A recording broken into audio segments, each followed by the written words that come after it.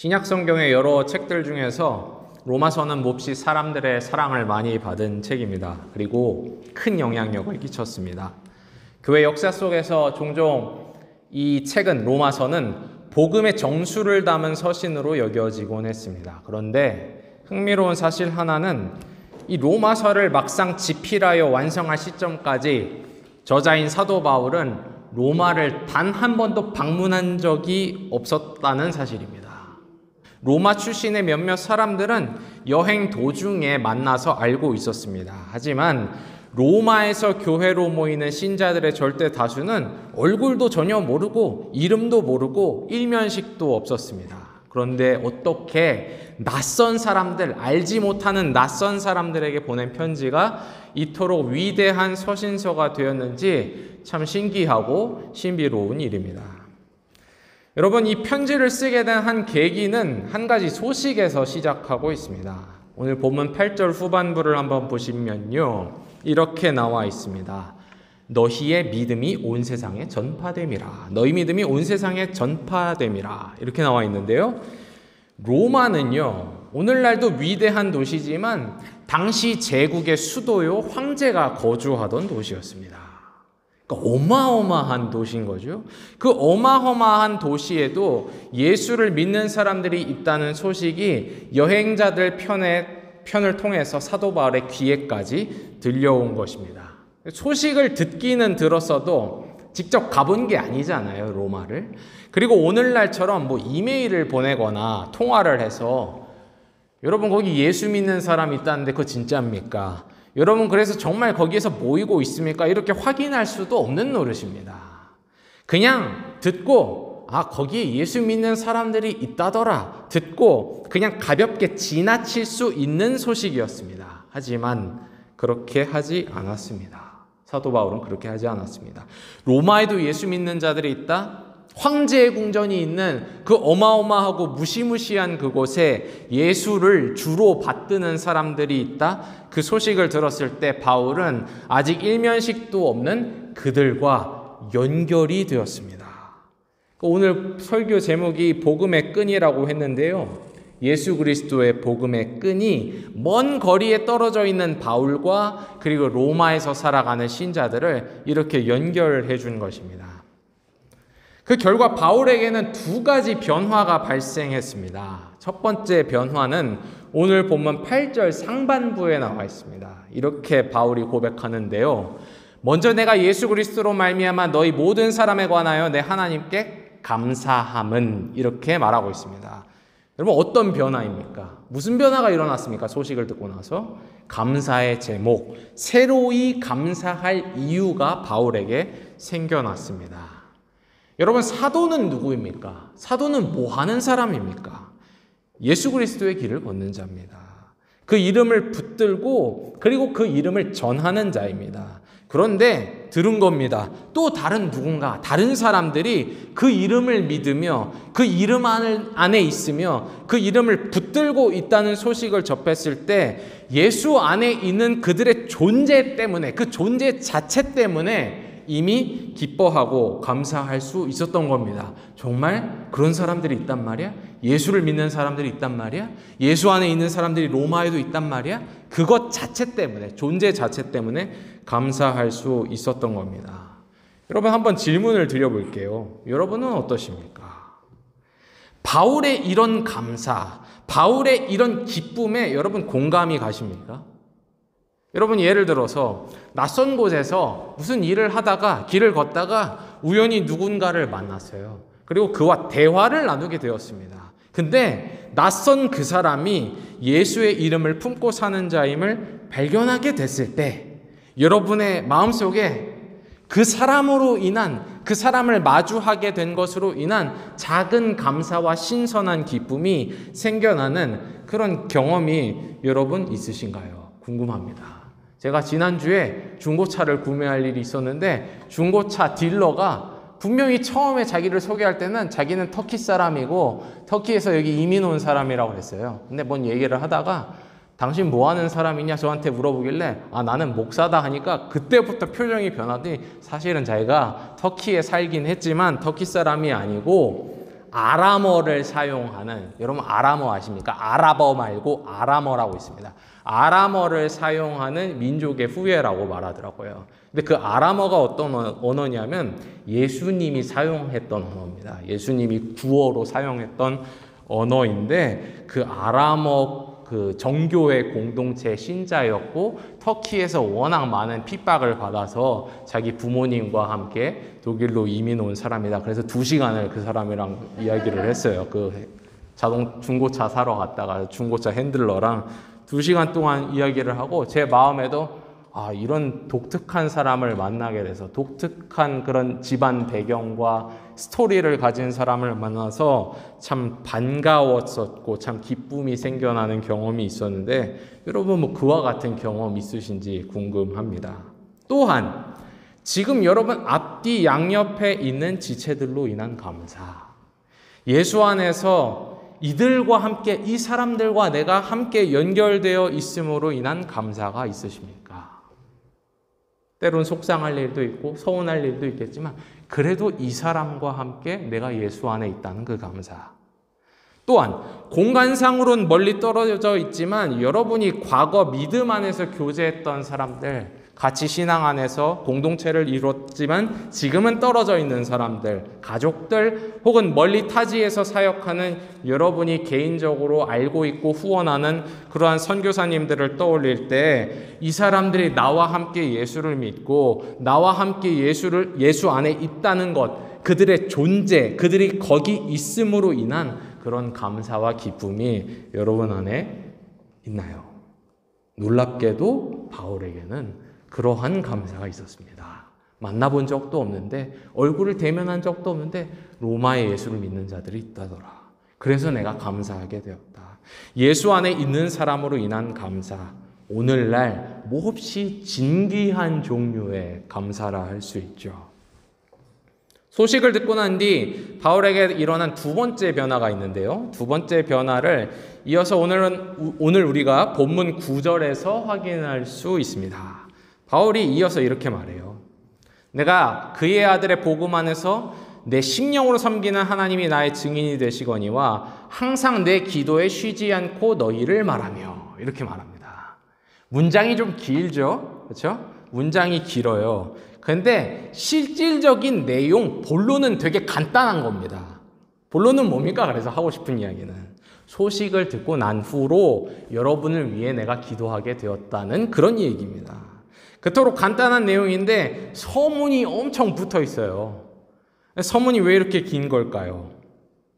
내가 아직 얼굴도 본 적이 없는 여러분을 위해 기도하고 또 간구하고 있다는 것, 그것은 그냥 하는 이야기가 아닙니다. 립서비스가 아니라는 겁니다. 듣기 좋으라고, 여러분 그냥 듣기 좋으라고 하는 말이 아니라는 겁니다. 여러분 이거 공감되실 거예요. 여러분 잘 아시겠지만 신앙생활 하다 보면은 누군가와 대화를 마무리할 때 이런 말을 많이 듣게 돼요. 그리고 왠지 나도 이런 말을 해야만 할 것 같은 압박을 느낍니다. 그게 뭡니까? 그래요, 기도할게요 입니다. 그래요, 내가 당신을 위해 기도할게요. 기도하겠습니다. 카톡을 보낼 때도 그냥 뭐 아는 친구들한테는 그렇게 보내지 않아도 되는데 왠지 교회 안에 있는 사람이면 기도하겠습니다. 기도할게요. 그렇게 마무리를 지어야 할 것 같죠. 물론 우리 신앙인들에게는 기도 외에는 길이 없고, 그리고 하나님이 직접 도와주시는 것보다 더 나은 위로, 더 나은 도움, 더 나은 해결 방안이 없기 때문에 우리가 정말 그렇게 믿기 때문에 기도하는 것이고 또 기도해야 합니다. 그런데 다른 한편으로 자칫하면 이 말은 정말 내용이 없는 빈말, 그냥 하는 말이 될 수도 있어요. 달리 할 말이 생각나지 않아서 그래 기도하자, 그래 기도할게. 그런데 사도는 간곡하게 표현하고 있습니다. 이거 빈말 아니에요. 정말 여러분을 위해 기도하고 있습니다. 기도를 들으시는 하나님은 이걸 아십니다. 그분이 내 중보 기도의 증인이 되어 주십니다. 이렇게 말하는 거예요. 이처럼 사도는 자신의 진실됨과 그 얼굴도 보지 못한 그 사람들을 향한 순전한 마음을 표현하고 있는 것입니다. 사도 바울은 도대체 무슨 내용을 가지고 기도했을까요? 어떤 제목을 가지고 기도했을까요? 본문이 구구절절 설명을 해주지는 않습니다. 어떤 기도를 했는지. 근데 우리는 충분히 이미 미루어 짐작해 볼 수 있습니다. 거기다가 제가 목회를 하게 되니까 자연스럽게 더 마음으로 공감할 수 있는 부분이기도 한 것 같아요. 여러분을 떠올릴 때 그런 기도를 하지 않을 수가 없는 것 같아요. 뭘 위해 기도했겠습니까? 당연히 제국의 수도, 황제의 도시 한복판에서 믿음을 갖고 어떻게든 살아가려고 하는 그들을 주님께서 지키시고 보호하시길 기도했을 겁니다. 그리고 더 나아가서 그들의 믿음이 견고해지기를, 그냥 그 상태에 머물러 있는 것이 아니라 견고해지기를, 그래서 정말 만만치 않은, 예수 믿기 만만치 않은 그 로마 제국의 심장부에서 예수의 이름을 포기하지 않고 이름 붙잡고 뚜벅뚜벅 하루하루 믿음의 전진을 하기를 그렇게 기도했을 것입니다. 분명. 여러분, 정리해보자면 두 번째 변화, 소식을 듣고 바울에게 나타난 두 번째 실질적 변화가 그래서 뭐라는 겁니까? 사도는 그들을 위해 기도하게 되었던 것입니다. 복음의 끈으로 연결이 돼버리자 그들을 위해 기도하게 되었다. 교회 여러분, 여러분께도 한번 질문해 보고 싶어요. 여러분은 여러분 자신만을 위해서뿐만 아니라 여러분 누군가를 위해 기도해 보셨습니까? 또 누군가를 위해 기도하고 계십니까?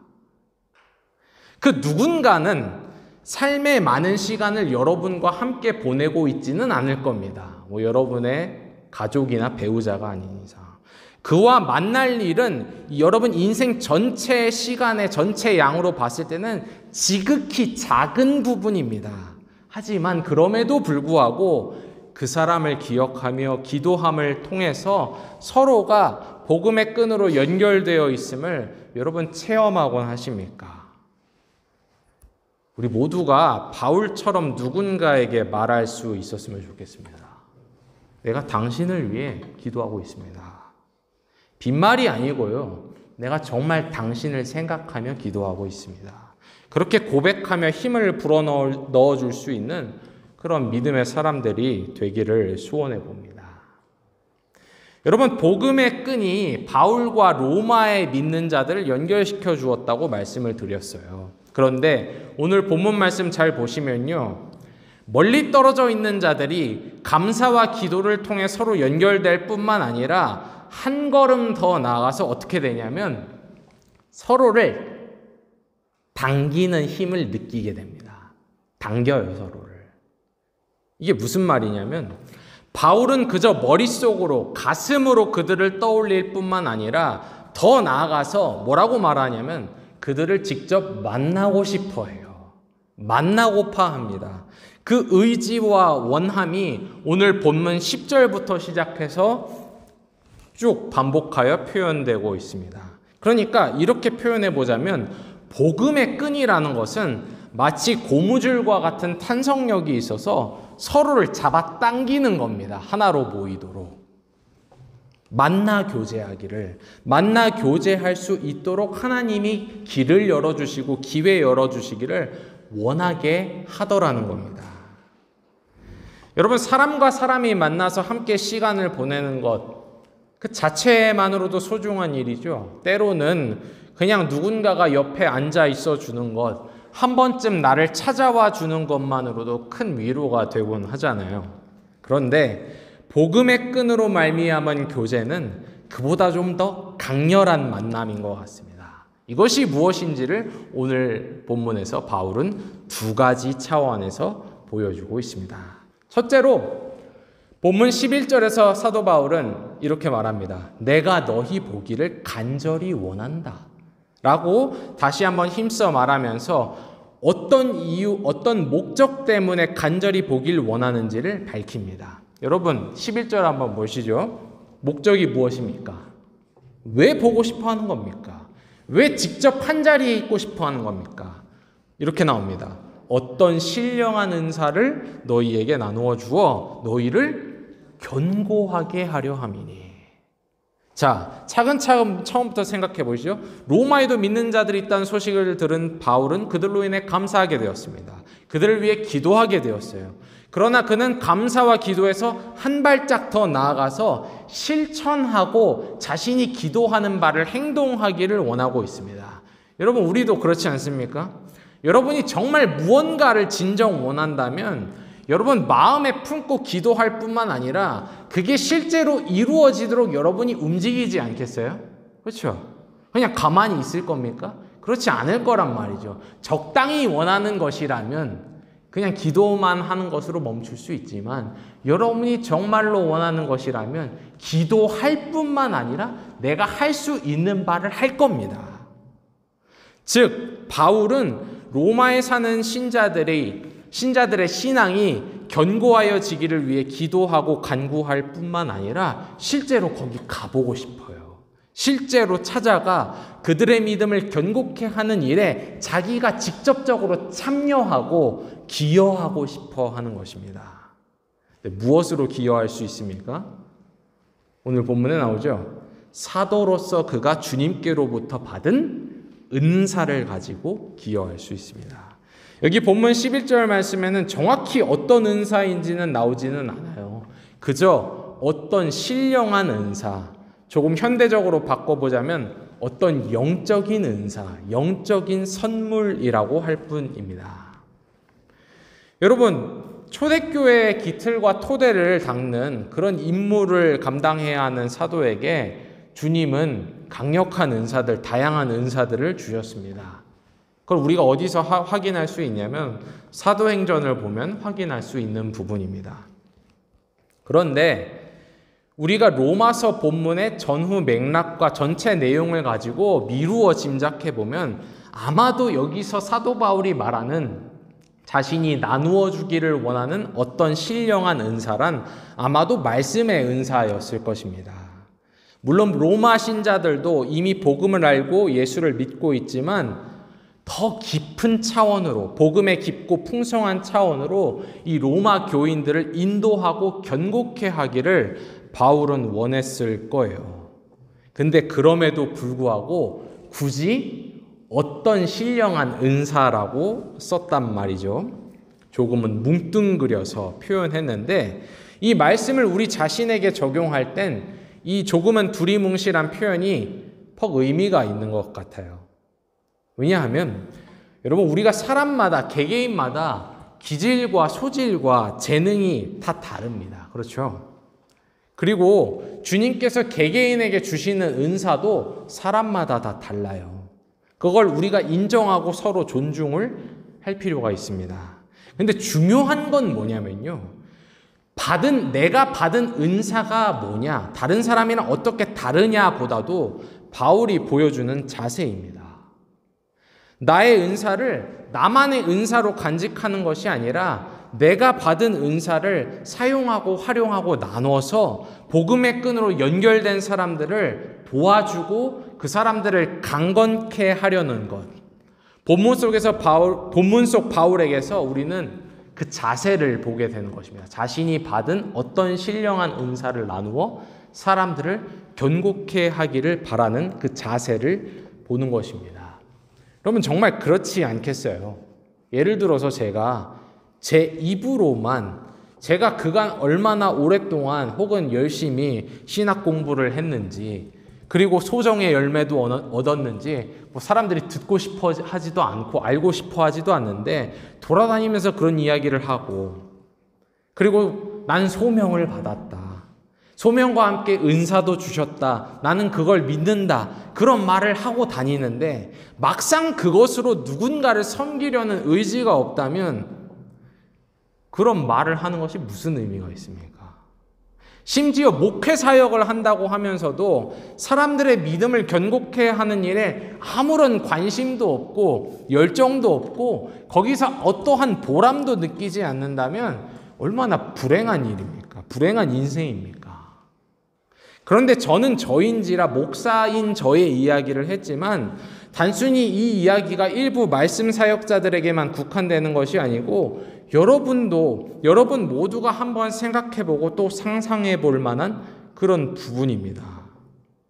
여러분이 주께부터 받은 어떤 신령한 은사가 있는데 주님께서 분명히 어떤 은사를 여러분에게 주셨을 텐데 여러분이 받은 그 은사로 누군가를 굳세게 하고 믿음을 견고케 할 수 있다면 그게 얼마나 주님 앞에 보람된 일인가 한번 질문해 볼 만한 일이죠. 반대로 반대 입장에서 나 또한 누군가가 가진 어떤 은사로 말미암아 내가 꼭 필요한 때 위로를 얻고 내가 흔들릴 때 힘을 얻고 내가 의심할 때 믿음이 견고해질 수만 있다면 그래서 은사를 가지고 활용하는 그 어떤 사람 때문에 내가 지탱될 수 있다면 그래서 복음의 끈으로 연결된 사람들이 서로의 믿음에 서로 기여할 수 있다면 그게 얼마나 멋진 일입니까? 얼마나 바람직한 공동체입니까?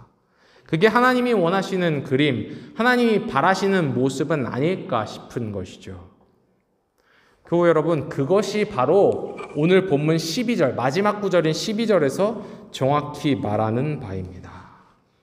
11절에서 내가 가진 신령한 은사로 사람들을 견고케 하길 원한다라고 밝힌 사도 바울은 12절에서 이어서 이렇게 말하고 있어요. 이는 곧 내가 너희 가운데서 너희와 나의 믿음으로 말미암아 뭐라고 나옵니까? 피차 안위함을 얻으려 함이라. 피차 안위함을 얻으려 함이라. 복음의 끈이 서로를 당겨서 한자리에 모으는 이유, 만나게 하는 이유는 바로 이것입니다. 서로가 서로의 믿음으로 말미암아 피차, 서로가 안위함을 얻게 하려는 것입니다. 그러니까 특정한 사람이 홀로 짐을 지고 홀로 모든 책임을 지고 한 사람이 모두를 먹여 살리는 것은 전혀 바람직하고 건강한 것도 아닙니다. 길게 말씀드리지 않겠지만 우리나라의 옛 교회 모습들은 이런 부분이 많았어요. 어떤 특정한 사람이 모든 짐을 지고 어떤 한 목회자가 모든 책임을 져야 하고 그러다 보니까 때로는 무너지게 되고 그것은 결코 바람직한 것도 건강한 것도 아닙니다. 왜냐하면요, 이유는 간단합니다. 한 개인이 설령 아무리 뛰어나고 한 개인이 설령 얼마나 탁월한 인물이라 할지라도 사람은 어디까지나 그 사람 또한 은혜와 도우심이 필요한 한 사람일 뿐이지 그가 구원자가 아니기 때문입니다. 우리 기독교는 구원자가 주 예수 그리스도이심을 믿고 고백합니다. 그리고 그것이 복음이 선포하는 바입니다. 그런데 그 복음의 원칙을요, 실질적으로 실천적으로 우리에게 적용해 보면 그 어떤 탁월한 사역자도 심지어 성경에 나오는 사도라 할지라도 그 사람 어떤 사람입니까? 결국에 주 예수 그리스도의 구원의 은혜를 그 사람도 받아야 하는 사람이고 받아야만 하는 사람이고 누군가의 위로와 격려와 도움이 없이는 많은 일을 스스로 홀로 감당할 수 없는 하나의 개인일 뿐입니다. 분명 주님께서는 한 개인에게 어떤 은사, 어떤 신령한 은사를 주시지만 그건 틀림이 없지만 어느 한 사람이 모든 짐을 다 지는 것이 아니라 서로가 서로의 믿음으로 서로가 주께 받은 은혜와 은사를 가지고 서로를 서게 하고 서로를 안위하게 하시는 겁니다. 그게 주님께서 세상에서 역사하는 방식이고 보기 원하는 방식입니다. 교회 여러분, 복음의 끈으로 엮인 자들, 복음의 끈이 가진 그 특유한 탄성력 때문에 흩어졌다가도 기꺼이 다시 모인 자들은요, 모인 자리에서 서로의 믿음으로 위로를 얻습니다. 여러분, 위로를 얻으십니까? 한 자리에 모였을 때 서로로 인해 위로를 얻으십니까? 나만 그간 믿음으로 산 거 아니었구나. 나 홀로 그렇게 예수 믿어보려고 애쓴 것 아니었구나. 너도 나처럼 믿음 갖고 살았구나. 물론 그간 보지 않았던 그간에 다양한 스토리들이 있겠죠. 그간 깨지고 터지고 피 흘리고 눈물 콧물 흘리는 일이 분명 있었겠습니다만 우리가 다시 은혜로 모였고 예수 이름 안에서 그분 안에서 우리가 다시 또 하루를 살고 또 전진하고 또 앞장서 나가는 것이구나. 우리가 함께 그렇게 서로 확인하면서 나누면서 그렇게 전진해 나가는 것입니다. 여러분, 저는 소망합니다. 여러분의 믿음으로 말미암아, 여러분이 가진 그 믿음으로 말미암아, 여러분이 말씀 앞에 조금씩 꿈틀대며 반응하는 그 여러분의 믿음과 여러분이 받은 은사로 말미암아 제가 안위받기를 소망합니다. 제가 안위함을 받기를 소망합니다. 또한 저는 소망합니다. 제 마음과 영혼이 주님 앞에 메마르지 않고 주님께서 풍성히 내려주시는 은사와 성령의 기름 부으심이 있어서 그것을 가지고 혼자 독식하는 것이 아니라, 혼자 자랑하는 것이 아니라, 어디 가서 떠벌리는 것이 아니라 그것을 가지고 여러분을 안위할 수 있기를, 여러분의 믿음을 견고케 하는 일에 기여할 수 있기를 소망합니다. 그리고 여러분도 그와 같은 마찬가지의 소망을 함께 공유해 보시기를 원합니다. 여러분도 그런 마음을 품어 보셨으면 좋겠어요. 이 바울의 본보기, 이 바울의 자세를 따라 복음의 끈으로 이렇게 연결돼서 우리가 다 연결이 되어서 예수 안에 있는 내가 아니라 누군가로 인해 저 사람도 예수 믿지, 그렇지. 저 사람도 예수 안에 있지, 그렇지. 그래서 기뻐할 수 있고, 그래서 감사할 수 있었으면 좋겠습니다. 여러분, 누군가를 위해 손을 모아 기도하며 그 사람한테 가서 그 사람 힘들어할 때 내가 빈말이 아니고 그냥 하는 말 아니고 당신을 위해 정말 그간 기도했노라고 말할 수 있기를. 그래서 우리가 만나고 모이는 것이 우리에게 짐스러운 일이 되는 것이 아니라, 억지로 하는 일이 아니라, 하나의 습관이 아니라 주 안에서 각자 받은 은사, 각자 자기가 가진 그 은사를 가지고 서로에게 기여해주고 서로를 든든케 하고 서로를 강건케 하기를 소원합니다. 그래서 우리가 주 안에 있다는 것, 우리가 주 안에 서로 연결되어 있다는 것, 그리고 주 안에 우리가 이 순간 함께 모여 있다는 것이 우리에게 기쁨이요, 감사요, 즐거움이 되기를 성삼위 하나님의 이름으로 축원합니다. 아멘.